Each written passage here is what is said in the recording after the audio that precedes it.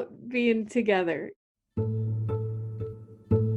It never occurred to me before that we'd have to stay away from each other. That's the whole point of live theater. In about 5 seconds, Cindy and I went, uh-oh. Uh-oh. We've always really embraced the whole idea of not recording and not processing anything that we do through electronics.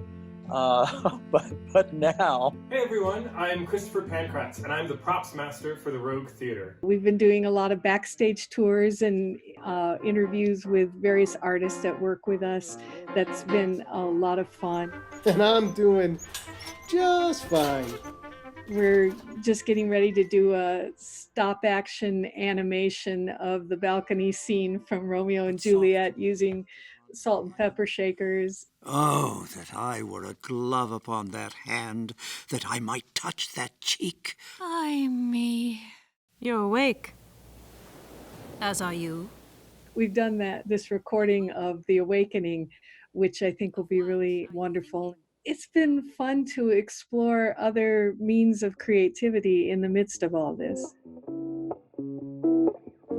I'm Dr. Michael Ings. I'm co-founder of Arizona Heritage Tours. We do historical, cultural projects throughout town. Got shut down after the best year we've ever had in terms of number of presentations we did as Arizona Heritage Tours in person.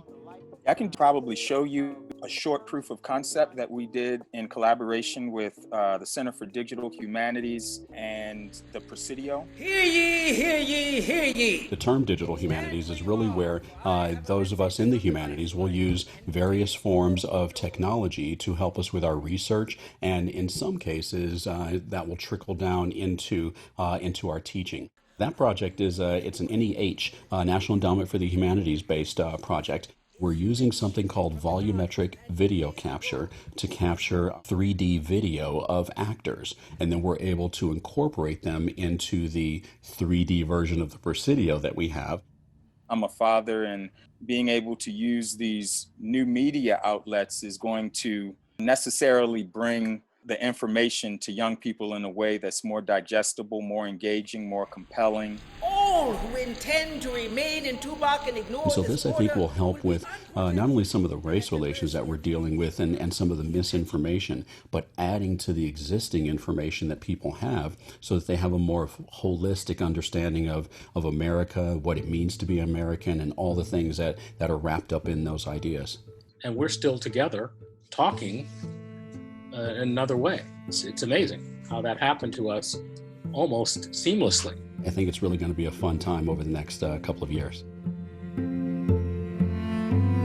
It's central to our work to think about issues of social and racial justice, and they're so exposed and raw right now, and they always are, but it's just so much more pronounced at this moment. CDC has already recommended that schools don't do field trips for the upcoming school year, and a big part of our work here is outreach to schools, bringing schools onto the museum campus for the education program.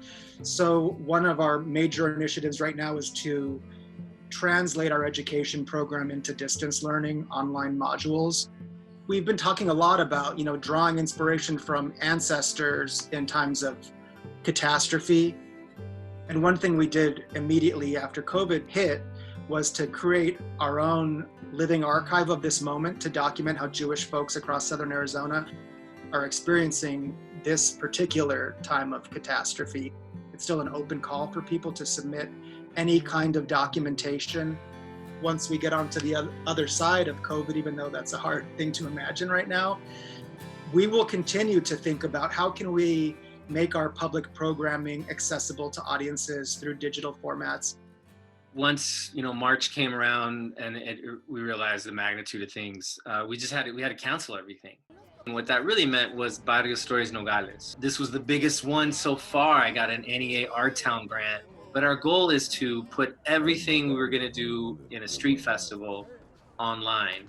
All the reasons that sucked before the pandemic, that was so difficult to be a nonprofit theater group, are all the great advantages we have now, being nimble, of being light, of being able to work anywhere. Together we are stronger. Buenas tardes, buenas noches, So we went double down with going digital. We're not trying to do any live performances this next season.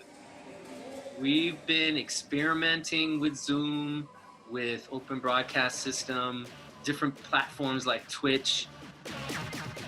I'm your host for the night, Adam Cooper Teran, ensemble member with Borderlands Theater. What you looking at, man? Sarko Guerrero is a mask maker who's been doing like storytelling with masks. Happy just being able to step into our power right now. This is the moment. And we started a poetry series called Lunadas on the new moon of every month. We're gonna keep pushing and seeing how far we can push that live experience through live stream. I look at all those chairs sitting right next to each other, and I wonder, boy, when is that going to happen again? And I'm so looking forward to